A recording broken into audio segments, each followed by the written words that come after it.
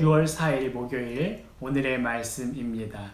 사도행전 11장 19절에서 26절 말씀입니다. 그때 스데반의 일로 일어난 환란으로 말미암아 흩어진 자들이 베니게와 구브로와 안디옥까지 이르러 유대인에게만 말씀을 전하는데 그 중에 구브로와 구레네 몇 사람이 안디옥에 이르러 헬라인에게도 말하여 주 예수를 전파하니 주의 손이 그들과 함께 하심에 수많은 사람들이 믿고 주께 돌아오더라. 예루살렘 교회가 이 사람들의 소문을 듣고 바나바를 안디옥까지 보내니 그가 이르러 하나님의 은혜를 보고 기뻐하여 모든 사람에게 굳건한 마음으로 주와 함께 머물러 있으라 권하니 바나바는 착한 사람이요 성령과 믿음이 충만한 사람이라. 이에 큰 무리가 주께 더하여지더라. 바나바가 사울을 찾으러 다소에 가서 만남에 안디옥에 데리고 와서 둘이 교회에 1년간 모여 있어 큰 무리를 가르쳤고 제자들이 안디옥에서 비로소 그리스도인이라 일컬음을 받게 되었더라. 아멘.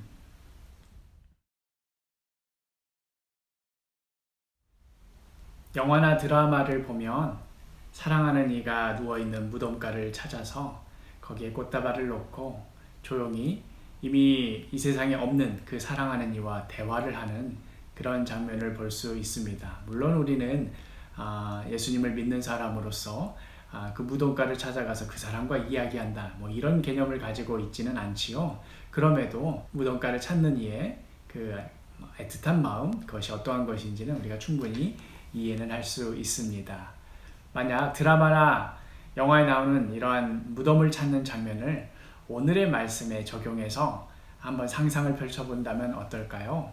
오늘 이 19절에 스데반의 일로 일어난 환란으로 말미암아 하면서 이미 지나간 사건이었지만 다시 한번 스데반 집사님의 일을 상기시키고 있는데요.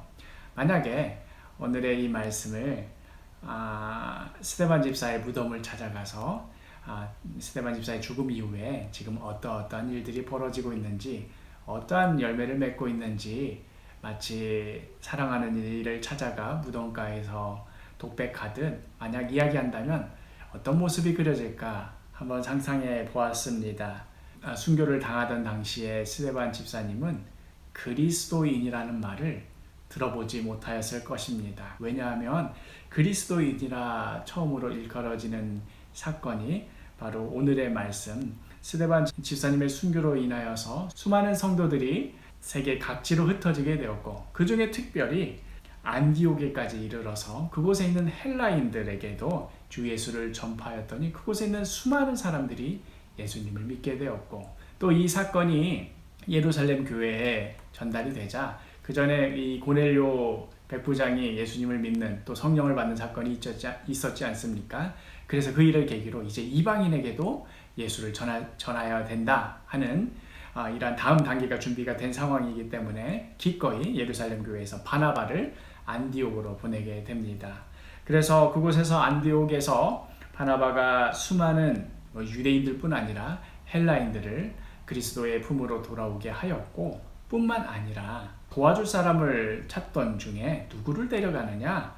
25절에 보면 바나바가 사울을 찾으러 다소에 가서, 사실 이 사울은 예수님을 믿은 다음에 또 아라비아 사막에서 3년간 주님과 시간을 보내고 또 잠시 예루살렘 교회에 나타났다가 그 뒤로는 약 7, 8년의 시간 동안 등장하지 않는 침묵의 시간들을 보내게 됐는데요. 그러한 사울을 바나바가 찾아가서 자신과 함께 동역하게 합니다. 그래서 26절에 무슨 말씀이 나오냐면 만남에 안디옥으로 데리고 와서 둘이 교회에 1년간 모여 있어 큰 무리를 가르쳤고 제자들이 안디옥에서 비로소 그리스도인이라 일컬음을 받게 되었더라 하면서 바로 이 사울 훗날에 이 사도 바울과 함께 동역하여서 안디옥에서 교회를 든든히 세워나갔던 것을 볼 수 있습니다. 이 스데반 집사님의 무덤 앞에서 헬라인에게도 복음이 전해졌어. 그런데 누가 그 일을 하고 있는지 알아? 바로 너가 순교할 때 제일 앞장서 있었던 그 사울이라는 청년이 이러한 일을 겪고 주님을 만나고 지금은 안디옥에서 이방인들을 위한 사도로서 헬라인들을 주께 돌아오게 하고 있는 정말 놀라운 일들을 하고 있어. 그래서 사람들이 그들을 뭐라고 부르는지 알아?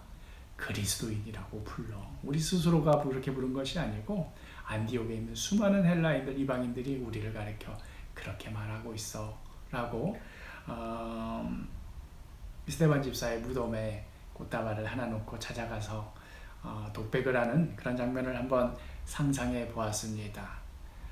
물론 가상의 일이고 큰 의미 없는 상상일 수도 있겠습니다만은, 그러나 이 상상 속에 담겨져 있는 그간의 이야기들은 정말 중요한 이야기지요. 스데반의 죽음, 결코 헛된 죽음이 아니었습니다. 자신이 그토록 사랑하였던 헬라인들, 그들에게도 복음이 전파되었을 뿐 아니라 자신을 죽이는 데 앞장섰었던 이 사울이 그 역할을 하는데 중요한 기둥이 되었다라는 것. 여기서 이 그리스도인, 우리말로 바꾸자면 예수쟁이쯤 될까요?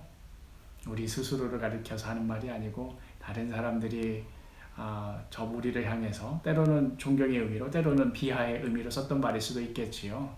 우리가 그리스도인이든 예수쟁이든 예수님 닮은 모습으로 살아가며 세상 사람들과 구별되는, 더 거룩하고 더 많이 감사하고 더 많이 사랑하고 더 많이 감싸주는 그러한 그리스도인, 그러한 예수쟁이들로 우리가 불려지기를 원합니다. 그러한 삶을 살기를 소망합니다.